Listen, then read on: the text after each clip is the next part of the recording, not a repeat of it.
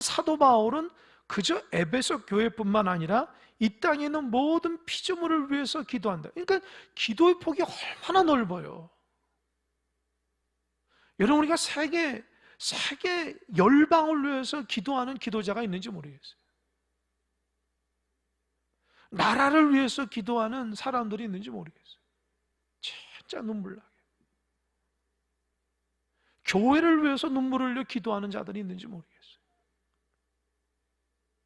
내 힘들고 어려운 거 하나님 앞에 토로하면서 기도는 할 줄 알지만, 사도 바울처럼 하늘과 땅의 모든 족속에게 내가 하나님 앞에 뭐라고 그랬어요? 무릎을 꿇고 빈다는 거예요. 유대인들의 기도는 서서 하는 기도입니다.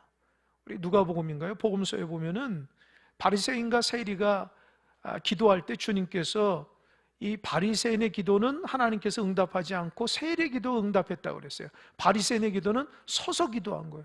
다 들으라고 막 서서 기도한 거예요. 그 사실 바리새인의 기도는 뭐예요? 하나님, 나는 죄를 짓지 않고 저기 세리 같지 않고요, 나는 11조도 잘하고요, 나는 이것도 잘하고 저것도 잘하고 막 하나님 앞에 자기가 칭찬받을 것들만 자랑하면서 기도하는 건 기도가 아니죠. 그러나 세리는 어떻게 해요?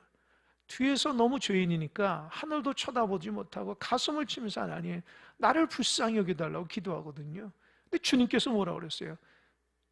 하나님께서 받으시는 기도는 그 바리새인의 기도가 아니라 자기 자신을 회개하며 하나님께 기도한, 가슴을 치며 기도한 세리의 기도라는 거예요. 여러분, 기도가 얼마나, 하나님께서 받으시는 기도가 얼마나 귀한 거 알아야 돼요. 그냥 기도한다고 다 받는 게 아니에요. 하나님께서 합한 기도가 있습니다. 내 자신을 잘 돌아보면서 하나님 앞에 내 자신의 부족함과 연약함과 회개할 거리가 있는 것이 봐야 돼요. 바리새인의 기도는 자기가 자랑스러운 거예요. 내가 선행도 하고 하나님 앞에 행함도 잘하고 이것도 했기 때문에 하나님 나 복 주실 거 하면서 떳떳하게 서서 기도하는 거예요. 내 세리는 부끄러워서 하나님께 고개도 들지 못하고 가슴을 치면서 죄인의 기도였는데 하나님 그 죄인의 기도를 응답하시는 거예요.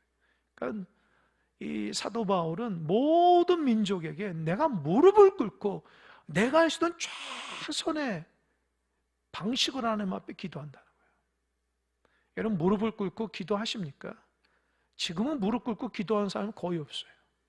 뭐 아시겠지만 제가 어렸을 때는 청년 시절에도 무릎 꿇고 기도하는 게 익숙해졌거든요. 지금은 기도하는 사람이 무릎 꿇고 하지 않아요. 그러다 보니까 너무 기도가 건성건성하고 중심을 들이지 못해요.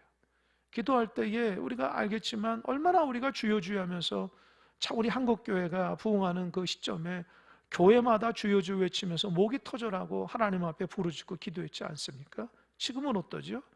너무 세련되게 기도해요. 그 중심으로부터 나오는 하나님의 그 부르짖음과 울부짖음이 없고, 참 이렇게 표현은 미사여고는 너무 멋진데 우리 마음속에 드러난 아주 중심적인 하나님과의 울부짖음이 약한 기도가 됐어요. 사도 바울은 지금 하나님 앞에 울부짖으며 기도하는 거예요. 하나님 세우신 모든 민족 가운데 하나님 내가 중보기도 합니다. 그가 바라는 두 가지가 있습니다. 16절과 17절입니다. 먼저 16절 읽어보겠습니다. 16절 시작. 그의 영광의 풍성함을 따라 그의 성령으로 말미암아 너희 속사람을 능력으로 강건하게 하시오며. 여러분, 첫 번째 기도는 따라해서 속사람을 강건하게 해주세요. 예, 첫 번째로는 속사람이, 여러분 겉사람이 있고 속사람이 있어요. 겉사람은 다른 말로 옛사람인데 이 옛사람은 변화가 안 된 존재입니다. 그러나 속사람은요, 누가 거하시냐면 성령이 거하고 그 속사람을 통해서 하나님의 음성을 듣고 하나님의 뜻대로 살아가고자 하는 그 의지적인 내면의 그런 부분이에요. 여러분, 우리 안에 마음이라고 그러죠. 마음. 이 마음은 관념적인 언어입니다. 여러분, 우리 안에 마음이 어디 있죠? 심장을 마음이라 하나요? 머리를 마음이라 하나요? 이게 되게 애매해요. 관념적인 마음. 그게 속사람이라는 게 되게 관념적인데, 이 속사람은 우리 영혼에 하나님이 거하시는 성령의 거처입니다. 이 변화되지 않는 겉사람과는 다르게 하나님께서 우리 속사람 가운데 그 안에 거하시는 부분이 속사람인데, 우리 신앙인들이 예수를 믿으면 속사람이 있어요. 근데 이 속사람이 어떤 사람은 강건한 사람이 있고 어떤 사람은 약한 사람이 있어요. 조금만 어려도 툭 쓰러지는 사람이 있어요. 속사람이 너무 약한 거예요. 고난이 오거나 어려움이 오면 움츠러드는 사람이 있어요. 그러나 속사람이 강하다는 것은 성령께서 그 내 속사람에 온전히 거한다는 거예요. 그래서 환경을 뛰어넘어요. 고난이 오더라도 어떤 삶일지라도 내 중심이 무너지지 않아요. 사도 바울은 지금 뭐라고 그랬어요? 그의 영광의 풍성함을 따라 그의 성령으로 말미암아 속사람을 능력으로 강건해요. 그러니까 우리 속사람이 강건하려면 무엇으로요? 성령으로 충만해야 돼요. 할렐루야. 그러니까 여러분들이 속사람이 강해지려면 성령이 충만해야 돼요. 성령이 충만하면 어떻게 해야 돼요? 성령을 사모해야 돼요. 성령은 하나님의 기쁨으로 살아가는 사람에게 주어지고 찬양과 말씀과 은혜를 사모하는 자에게 주어지는 거예요. 나는 아무것도 안 하는데 속사람이 강건해요? 어떻게 그럴 수 있어요? 하나님의 은혜를 사모하고 성령을 소망 가운데 있어야 속사람이 강건한데, 이 속사람이 강건하지 못하면 겉으로는 멀쩡한데 내면이 자꾸 힘들고 어려운, 근심이 오고 걱정이 오고 내 안에서 의심이 일어나고 나도 모르는 사이에 넘어지게 되고 불평불만이 일어나게 되는 거예요. 성령께서 내 안에 속사람이 딱 있어요. 그러니까 사도 바울이 뭐라고 그랬어요? 우리의 속사람이 성령으로 강건한데, 그 앞에 부분 한번 보세요. 16절 자막 한번 보세요. 그의 영광의 풍성함을 따라. 그의 영광의 풍성이 뭐예요? 하나님 아버지의 그 영광의 풍성함을 따라서, 그러니까 하나님 아버지가 놀라운 풍성의 은혜 가운데 충만하신 분인데, 그의 그 충만함으로 나오는 성령을 통해서 나처럼 연약하고 부족한 사람이 주님의 충만함으로 강건해지라는 거예요. 할렐루야. 그러니까 여러분, 기쁨은 외부에서 오는 게 아닙니다. 하나님이 주셔야 돼요. 하나님이 주셔야 돼요. 속사람이 강건해야지 중심이 있을 텐데, 이 속사람이 병들게 되면요, 자꾸 죄를 짓게 돼요. 죄를 짓게 되면 세상을 향해서 달려가게 되고요, 삶의 목표가 하나님 앞에 있지 않아요. 그러니까 우리 속사람이 병들면 안 돼요. 그러니까 늘 점검하십시오. 내가 속사람이 강건한지. 이 속사람이 강건하다는 것은 세 가지 의미가 있다고 그래요. 첫 번째로는 성령의 권능을 통해서 내가 변화되고 있는가, 내가 조금씩이라도 달라지가 있는가, 그게 강건한 사람이야. 전혀 변화가 안 되고 신앙이 후퇴하게 되면은 강건한 사람이 아니에요. 두 번째로는 그리스도께서 내 안에 온전히 내주하도록 내가 늘 준비되어 있는 거예요. 그러니까 은혜 받을 준비를 하고 있는 거예요. 여러분, 예배하면서 은혜 받을 준비를 하고 있습니까? 할렐루야? 할렐루야? 준비해야 돼요. 아무런 느낌도 아무런 소망이 없이 앉아있으면 그냥 의자만 따뜻하게 데우는 거예요. 내가 하나님 앞에 은혜를 사모하는 마음으로 하나님 말씀하옵소서, 찬양과 기도와 말씀을 통해서 주님의 은혜를 받겠습니다, 열린 마음으로 하나님 앞에 은혜를 사모해야 돼요. 할렐루야. 그때의 속사람이 강건해지는 거예요. 여러분, 강대상에 오르면요, 여러분 표정이 다 보이고 태도가 다 보여요. 무슨 짓 하는지 다 안다고요. 제가 말을 안 해서 그러죠. 여기 올라와 서 보세요. 학교 선생님들이 교단에 있을 때에 학생들이 뭐 하는 게 다 보인다고요. 애들은 이렇게 뒤에서 선생님 안 보일 것처럼 뒷사람 머리 이렇게 사여가지고 이렇게 하죠. 위에서 보면 더 잘 보여요. 여기 특별히 강대상이 높잖아요. 그러니까 여러분, 누가 예배에 집중하고 하나님의 은혜를 사모하는지, 그 중심이 하나님이 있는지 금방 알 수 있어요. 그러니까 우리의 하나님 앞에 은혜를 사모하는 자들이 하나님 앞에 누가 은혜 받을 것이다 딱 보면 알거든요. 하나님 보시기에 은혜 받는 여러분 되시길 바랍니다. 주님이 내 안에서 내주하셔서 은혜가 충만할 준비를 하고 있어야 돼요. 세 번째는 강건한다는 것은 환난과 유혹을 이기는 힘이 있다는 거예요. 조금 어려워도 넘어지지 마시고 그 예수 이름으로 성령의 강건해서 그래, 내가 이거 안 되지, 내가 넘어지면 안 돼, 하나님의 은혜, 내 넘어지면 내가 우리 식구들 다 넘어지고 내가 넘어지면 교회 넘어지는 거야. 그런 마음을 갖는 여러분 되시기 바랍니다. 할렐루야. 그래야 돼요. 저는 항상 그런 책임감, 내가 넘어지면 교회에 박살난다, 항상 그런 마음으로 말씀과 기도 가운데 충만하려고 그래요.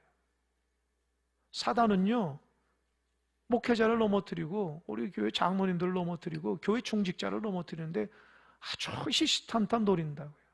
그러니까 영적으로 늘 바르게 서 있어야 돼요. 작은 어려움도 이겨낼 수 있어야 돼요. 사탄의 놀잇감이 되면 안 돼요. 우리 권사님들도 어떻게 하든지 권사님들 기도 못하게 한다고요. 사탄은요, 교회 기도의 어머니들이잖아요. 그죠? 안수 집사님들은 교회 일꾼인데 일을 못하게 만든 거예요, 사탄이. 그러니까 그걸 몰라요. 그러니까 영적으로 늘 깨어 있어야지 속사람이 강건해서 하나님의 영광을 내는데 그 중심이 그걸 분별하지 못하니까 늘 넘어진가. 사도 바울이 첫 번째로 기도하는 게 하나님, 성령으로 속사람은 강건하게 해달라. 얼마나 큰 기도인지 몰라요. 여러분 꼭 그런 기도 하시기 바랍니다. 구역 식구들 위해서도, 가정을 위해서도, 열방을 위해서도 하나님, 속사람을 성령으로 강건하게 하는 은혜가 있게 해달라고 기도하는 여러분 되시기 바랍니다. 두 번째 기도는 17절입니다. 17절 한번 읽어보겠습니다.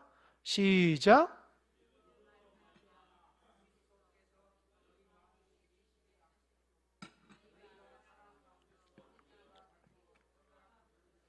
네. 두 번째로는 그리스도께서 내 마음에 계시게 해달라고 기도해요. 그게 핵심적인 요소거든요. 그런데 여러분 17절에 뭐라 하세요? 그리스도께서 너희 마음에 계시게 하는데 무엇으로 말미암아? 뭐라고 그랬어요? 앞에 뭐라고 했어요? 무엇으로 말미암아? 그래요. 그러니까 여러분 이 17절의 기도는 자막됐습니다. 믿음을 위한 기도예요. 여러분 예수님을 내 마음속에 모시잖아요. 그러니까 성령이, 그리스도는 성령을 통해 우리 안에 계시지만요, 놀랍게도 내가 믿음을 발휘할 때에 우리 마음속에 주님이 확실히 있다는 깨달아지는 거예요. 그러니까 여러분, 내가 예수님의 사람인지 하나님의 사람인지, 하나님 나를 이끌어가는지, 우리 가정과 교회와 우리 모든 공동체를 이끌어 가시는 분이 하나님이라는 것을, 예수님이라는 걸 알려면 뭐가 필요해요? 믿음이 필요해요. 그러니까 믿음을 까먹으면 안 돼요. 믿음이 약하면 우리 가정과 내 개인과 교회를 다스리는 분이 하나님이 아니고 자꾸 사람인 것처럼 느껴지는 거예요. 가정이 하나님이 주인됨을 믿으십니까? 아멘? 가정이 여러분이 이끄는 것 같아요? 여러분 생명이 주관자예요? 그렇게 교만하면 안 돼요. 가정을 이끄는 하나님이시고 교회를 이끄는 하나님이세요. 목회자가 아니라니까요. 교인들이 아니에요, 여러분. 하나님이 이끄시는 거예요. 근데 그걸 뭘 보고 알죠? 믿음으로 아는 거예요. 믿음으로 그리스도께서 내 마음에 계시긴. 그래서 여러분, 계신다라는 말에 그 헬라어 뜻은요, 손님이 아니라 주인이라는 뜻이에요. 그러니까 내 속에 무엇으로 해요? 주인으로 내 안에 계시는 것들을 어떻게 해요? 믿음을 통해서 알게 해달라는 거예요. 그러니까 믿음은 뭐예요? 히브리서 그러잖아요. 믿음은 뭐예요?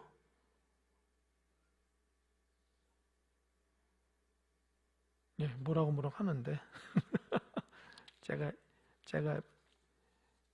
펴서 읽어드리겠습니다. 히브리서 11절 보면은, 믿음은 바라는 것들의 실상이요 보이지 않는 것들의 증거라 하세요. 믿음은 바라는 것들의 실상. 그러니까 믿음이라는 것은요, 내가 뭐 이렇게 바라는데 믿음이 있으면 그게 보인다는 거예요. 또 보이지 않잖아요? 근데 내가 믿으면 보여진다는 거예요. 예를 들어서 그런 거예요. 어떤 애가 크리스마스를 해서 나는 산타 할아버지에게 좋은 장난감이 있었으면 좋겠는데 어떻게 해요? 다 기도하고 산타 할아버지 나 장난감 좀 주세요. 그랬더니 그렇게 기도했더니 아침에 딱 일어나니까 자기 밑에 딱 장난감이 있는 거예요. 이게 비유가 맞는지 모르겠지만 내가 하나님 앞에 바라는 것들이 그대로 이루어진다는 것을 믿음을 가질 때 그게 실제적으로 된다는 거예요. 이게 믿음이 놀라운 거예요. 내가 의심하잖아요? 안 돼요. 보세요. 이스라엘 백성이 먹을 것이 없다고 그렇게 하나님 앞에 불평했죠. 그때 하나님이 뭘 줬어요? 하늘에서 만나를 줬어요. 그랬더니 이스라엘 백성이 또 불평해. 아니 만나만 먹냐. 이 만나가 면 뜻이 이게 뭐냐라는 뜻이에요. 이게 뭐냐. 하도 이것만 먹으니까 이게 뭐냐. 그 근심하지 말라. 하나님께서 그러니까 어떻게 해요? 메추라기를 통해서 그 바람을 통해서 메추라기를 먹여주잖아요. 그죠? 그러니까 하나님 앞에 바라면 하나님이 주시는데 믿음으로 그걸 바라면서 늘 불평불만하고 하나님 원망하는 사람이 주어지지 않는 거예요. 그러니까 여러분 세상에서도 그 목표를 이루기 위해서 절제하면서 열심으로 살아간 사람은 무엇인가 얻잖아요. 신앙도 마찬가지예요. 하나님 앞에 지금 내 눈에 보이지 않고 내 삶에 없지만 내가 믿음을 가지고 그렇게 기도하고 내가 믿음을 가지고 하나님 말씀을 신뢰하며 주님이 내 안에서 역사하신 걸 믿으면 하나님이 응답한 줄 믿으시기 바랍니다. 할렐루야. 특별히 교회를 위해서 기도해요. 연약하지만 하나님이 교회를 새롭게 하신다는 믿음을 가지고 바라보세요. 할렐루야. 인간적인 눈이 아니라 하나님 앞에 교회의 주인 되신 주님께서 교회를 다스리시고 가정을 다스리고 우리 성도도 한 사람 한 사람을 다스려 가신다는 걸 보시는 은혜가 있길 바랍니다. 특별히 기도할 때에 우리 항전직분자들 후보자들을 위해서 기도할 때 누가 될지 모르지만 믿음으로 기도하는 은혜가 있길 바랍니다. 그냥 내 마음속에 저 사람 그런 마음 갖지 마시고 하나님께서 연약한 자를 통해서 새롭게 하시는 하나님의 은혜가 있을 줄 믿으시기 바랍니다. 우리도 연약했잖아요. 여러분 원래부터 강한 사람이 있어요. 믿음 좋은 사람이 있어요. 하나님이 다듬어서 이렇게 쓰인 거지. 우리 눈에 볼 때는 부족하게 그지없는 사람일지 모르지만 하나님이 역사하면 새롭게 될 줄 믿으시기 바랍니다. 그게 믿음 아니에요? 그 믿음의 눈으로 보지 않고 난 안 돼. 그건 세상의 눈으로 보는 거잖아요. 그럼 교회도 나는 안 돼. 그건 세상의 눈이잖아요. 하나님이 교회 머리 되시니까 하나님께서 지키시고 인도하신다는 믿음으로, 그런 믿음으로 가져야 돼요. 그래서 지금 사도 바울이 그리스도께서 너 안에 있어서 마음에 계시기를 그 믿음으로 성장하게 원한다. 지금 두 가지 얘기했어요. 첫 번째 16절은 뭐라 얘기했죠? 뭘 강건하게? 속사람을 강건하게. 두 번째는 우리 안에 누가 계시기를? 그리스도가 계시기를 무엇으로? 믿음으로. 두 가지입니다. 사도 바울이 온 족속에게 하나님 앞에 무릎 꿇고 기도한 것은 하나님, 주님의 귀한 백성들이 하나님의 그 영광의 충만함을 통해 성령으로 속사람이 강건해서 넘어지지 않게 하시고, 두 번째로는 믿음으로 통해서 주님이 내 안에 거하신다고 하는 확실한 그런 삶을 살게 해달라고 하는 거예요. 그렇게 되면요, 세 번째로 어떻게 되냐? 17절 다시 한번 읽어보겠습니다. 17절 시작. 믿음으로 말미암아 그리스도께서 너희 마음에 계시게 하시옵고, 됐습니다. 거기까지. 그 뒤가 너희가 사랑 가운데서 뿌리가 박히고 토가 굳어져서, 보세요. 첫 번째로는 속사람, 그죠? 성령의 능력으로 속사람이 강해지고, 17절에서는 그 강해진 내면 안에 뭐요? 믿음으로 예수가 딱 들었으면 어떻게 돼요? 이제 세 번째로는 그 사람의 삶의 결과가 사랑으로 충만한다는 거예요. 할렐루야. 다시 말씀드립니다. 지금 놓친 사람들이 있어요. 제가 말씀을 전할 때는 굉장히 논리정연하게 얘기합니다. 그래서 누구든지 쉽게 이해할 수 있게끔 제가 설교하는데, 그냥 가만히 멍하고 딴짓하면은 이게 놓쳐버리니까 몇 사람이 놓쳤어요. 제 성령께서 제 마음에 놓치고 있다는 사람이 두 사람인가 세 사람 보여요. 잘 들으세요. 16절에서는 뭐라고 그랬어요? 성령의 능력으로 속사람이 강해지도록 기도하고, 그 속사람으로 강해진 그 틈에, 강해진 내면에 그리스도께서 내 안에 내면으로 있다고 온전한 왕노도를 하고 있으면, 그때에 나는 사랑으로, 하나님의 거대한 사랑으로 살아가게 된다는 거예요. 여러분, 하나님 앞에 하나님 우리 교회 사랑하게 해주세요. 그 무슨 의미입니까? 여러분, 무슨 의미예요? 사랑이 있다는 게 무슨 의미예요? 싸우지 않고 서로 친절하게 하고 서로 격려하면서 그런 의미입니까?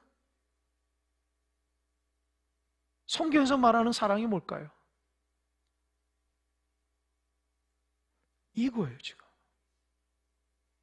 그 사랑도 내가 생각하는 사랑이 아니고 하나님께서 바라보신 사랑으로 사랑해야 되는데, 우리가 서로 친하지 못하니까 그저 그냥 사랑하게 해달라고, 뭐 그것도 의미가 있지만 하나님께서 원하시는 그 사랑은 우리가 말하고 말하지 않고 친하고 친하지 않고 그런 관념이 아니에요. 더 훨씬 커요. 그래서 사랑이 뭐냐? 사랑하려면 첫 번째로는 내 속 사람이 강건해야 돼요. 속이 병들면 사랑할 수가 없어요.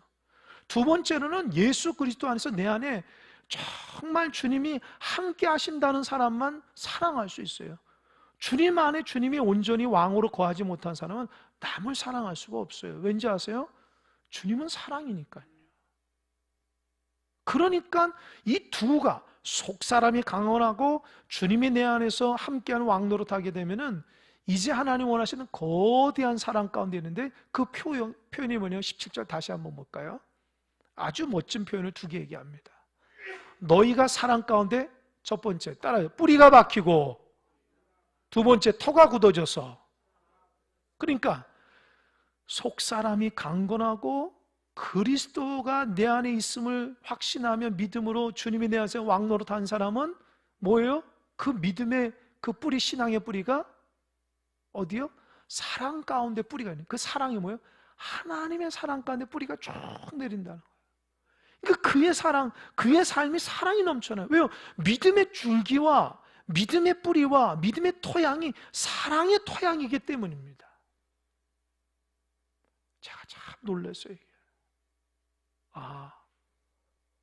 사도 바울이 하나님 앞에 기도한 건, 사람들이 사랑이 있게 해달라고 기도하는 것은 사랑 토양 위에 뿌리를 박아야지만 사랑이에요. 내가 그리스도의 사랑의 토양 가운데 믿음의 뿌리를 박지 않으면 절대로 사랑이 나올 수 없어요. 봄바탕이 사랑이 없는데 어떻게 사랑을 낼 수 있어요? 억지로 내요? 흉내 냅니까? 내 속사람이 강건해지고 주님이 내 안에 주인 노릇하면 내 마음판이 하나님의 사랑밭이 되어서 내 믿음의 줄기가 쭉 사랑으로 깊이 있게 내려가요. 두 번째는 터가 굳어져요. 이 터가 뭐예요? 사랑의 터예요. 이 터 위에 내가 믿음의 반석이 세워지는 거예요. 그러니까 말을 이쁘게 하고 나를 잘해주고 그렇다고 사랑하는 게 아니고, 그 사람 자체가 신앙의 그리스도의 사랑의 토양 가운데 쭉 박혀야 돼요. 내가 뭘 하나님께 얻으려고 열심히 기도하고 신앙생활하는 그런 바탕이 아니라 주님이 사랑이시는 그 사랑이 무한하신 그 사랑의 바탕에 신앙을 딱 가지면은 내가 변화되죠. 이기적이지 않게 돼요.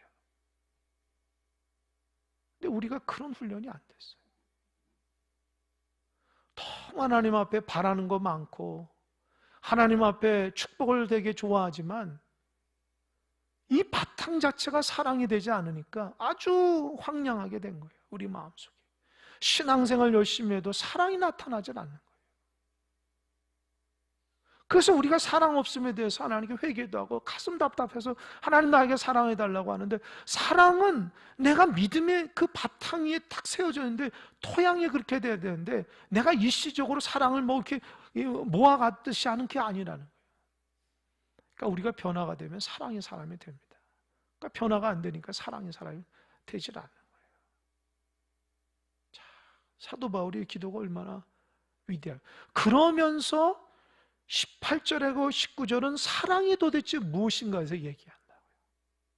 18절 읽어볼까요? 18절 시작. 능히. 첫 번째, 그 사랑은 모든 성도와 함께해요. 사랑이 나만 하는 게 아니에요. 착각하면 안 돼요. 사랑은 공동체가 다 하는 거예요. 할렐루야. 나와 여러분 가운데 함께 사랑인데, 그 함께가 뭐냐면 지식에 넘치는, 여러분, 지식에 넘치는 그리스도의 사랑이라는 게 지식을 부정적으로 얘기한 게 아닙니다. 지식에 넘쳐야 돼. 내 지식에 넘쳐. 그게 내 지식이 뭐예요? 내 사고방식, 내 개인적인 한계를 뛰어넘는 그리스도의 사랑이에요. 그러니까 주님이 내 삶의 주인으로 있고 내 속사람이 강건하면 공동체 모든 사람이 하나님에 대한 지식을 뛰어넘어서, 흘러넘어서 하나님의 그리스도를 알게 되는 거예요.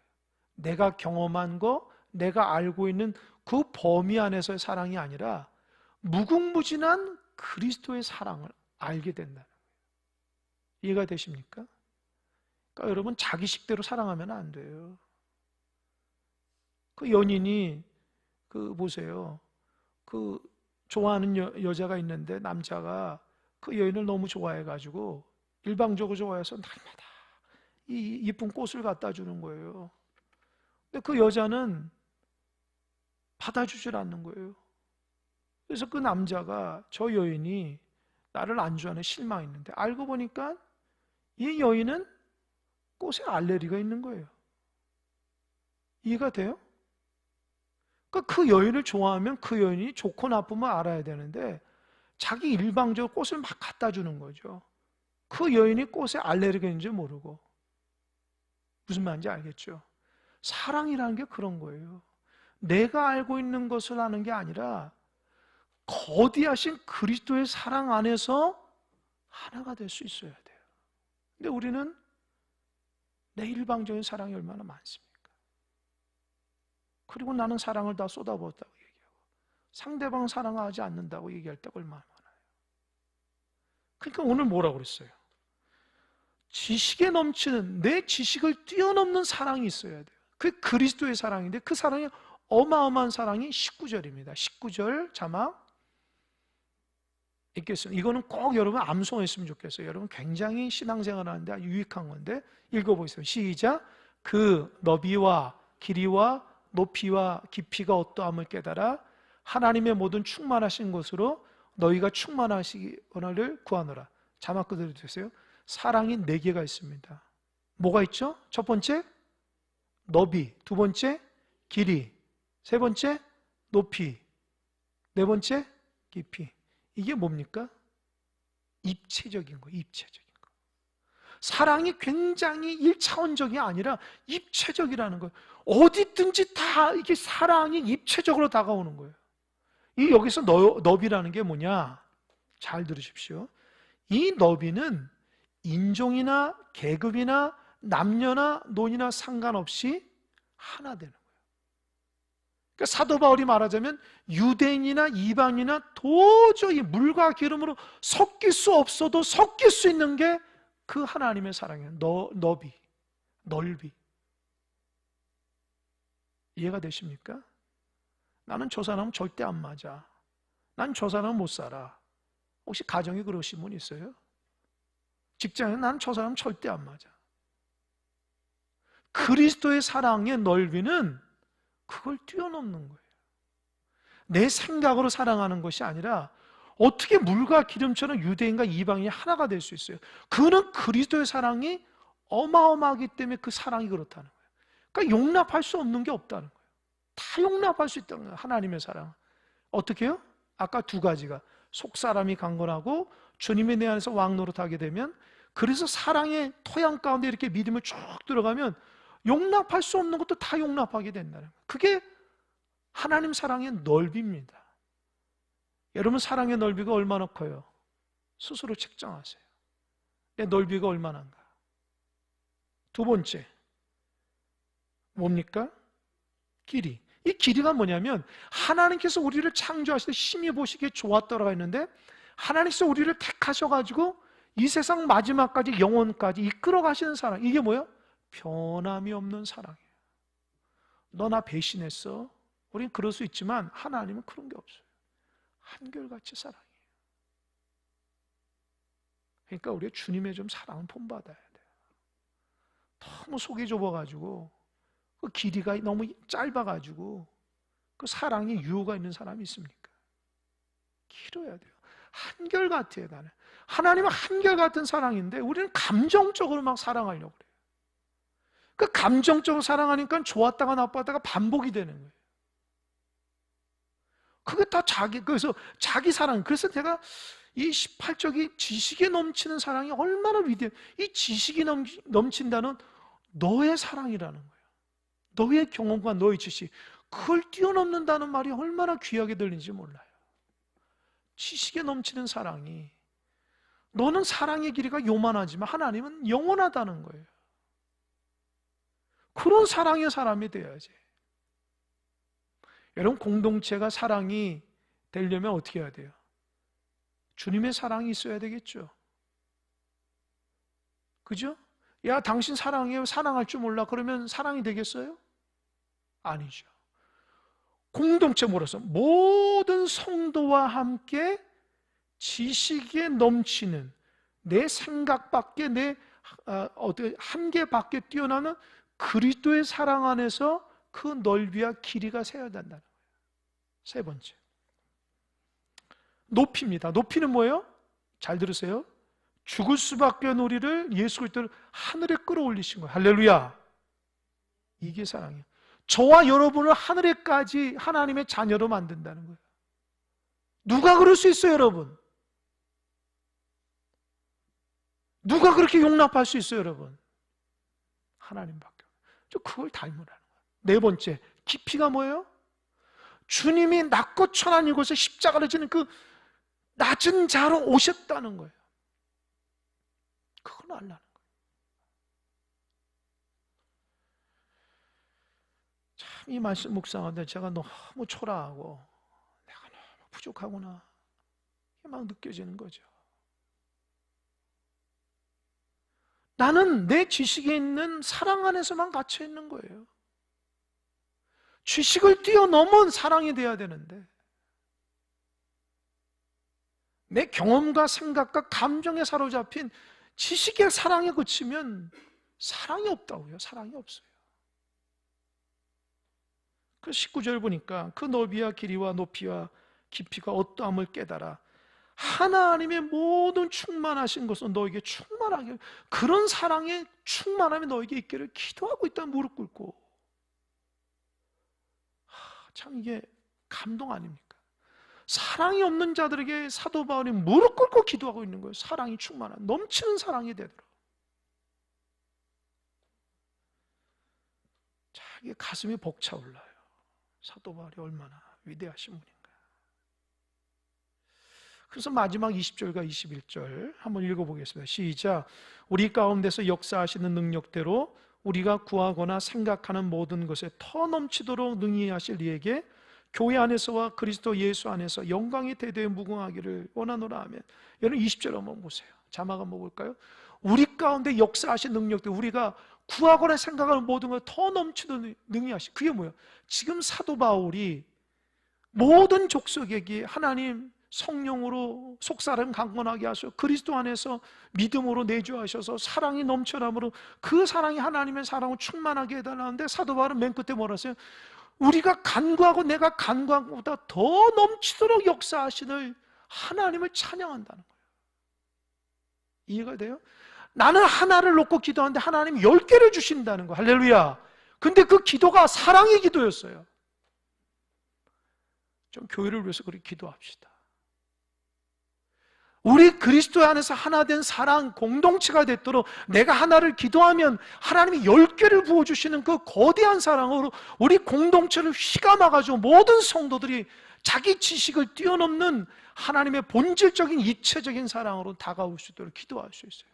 가정에서도 그렇게 기도하세요. 직장에서도 좀 그렇게 기도하세요.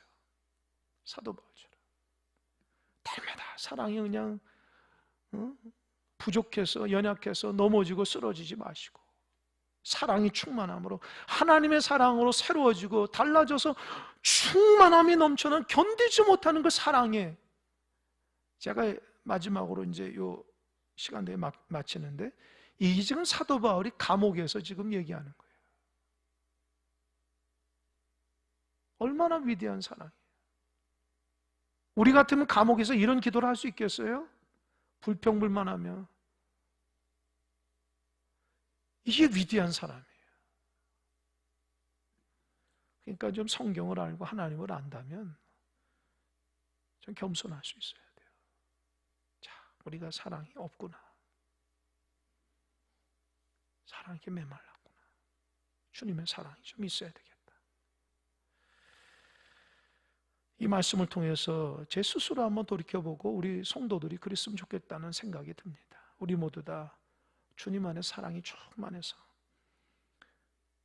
넘치도록 주시는 그 사랑 안에서 공동체 안에서 기쁨이 충만함으로 하나님의 영광 돌리는 믿음의 종들이 되시길 바랍니다. 기도하겠습니다.